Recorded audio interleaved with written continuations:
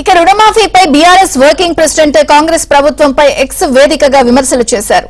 రుణమాఫీ అయిన రైతుల కన్నా కంటతడి పెట్టిన కుటుంబాలే ఎక్కువ అని కేటీఆర్ అన్నారు. అన్ని విధాల అర్హత ఉన్నా ఎందుకు రుణమాఫీ కాలేదో చెప్పేవారు లేరని ఆగ్రహం వ్యక్తం చేశారు.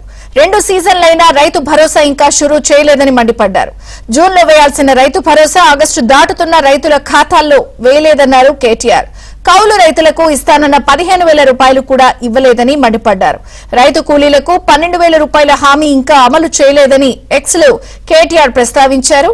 కాంగ్రెస్ అంటేనే మొండి చెయ్యి అని మరోసారి తేలిపోయిందన్నారు కేటీఆర్.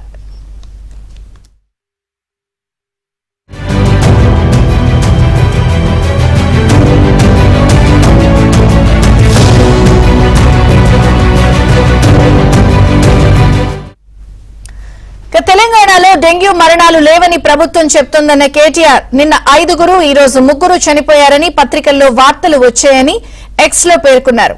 ఈ డేటాను ఎవరు దాస్తున్నారు, ఎందుకు దాస్తున్నారు అని ప్రశ్నించారు.